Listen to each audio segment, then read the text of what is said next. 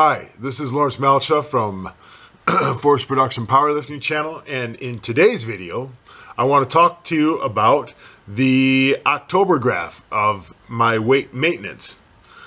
So in the beginning of the month, my weight started to get out of control, okay, to the point where I was very, very concerned, because by this point I was back to eating carbohydrates. And as we can see, carbohydrates, if you do not get them in check, they will come in and they will wreck shop. They will ruin your hard work. So my eating protocols before October, they weren't providing me with enough energy. And my coach has been going through surgeries and really wasn't all that available to talk with me about my training or my diet, and that's fine. You know, I understand.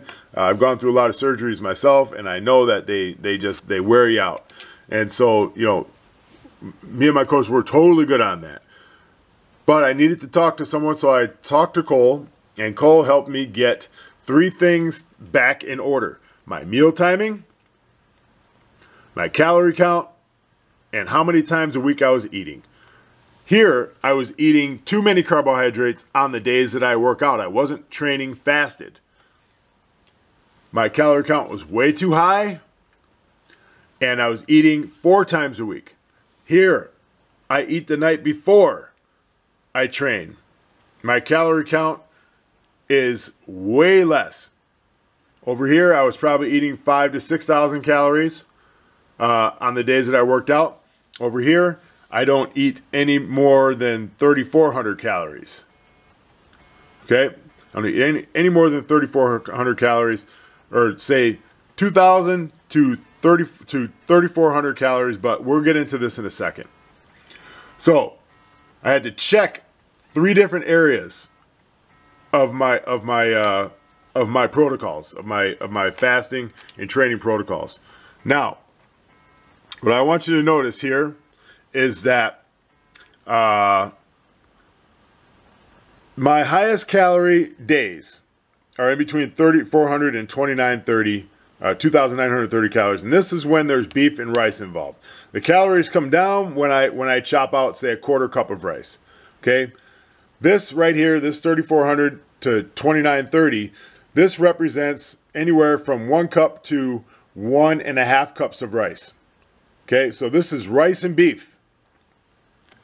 This is just an all carnivore day, where it's a little bit of bacon and beef, and that's it. Now this is the calories for the whole day.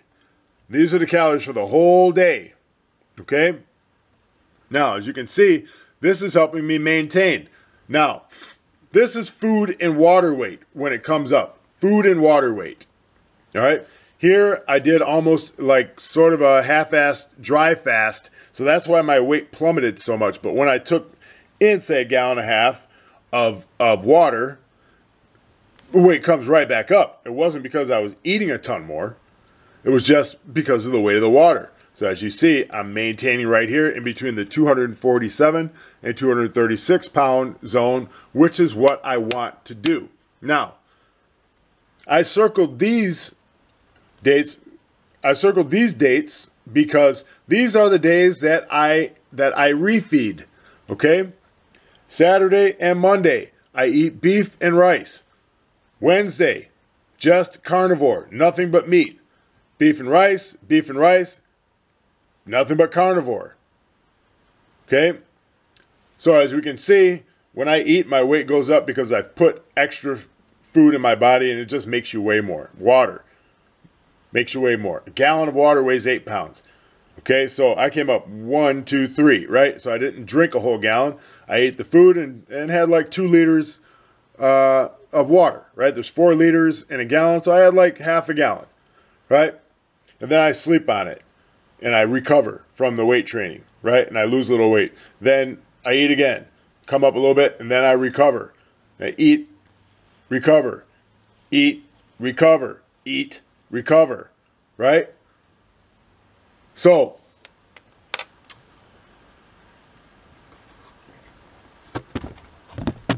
I just want to say that I'm right where I want to be.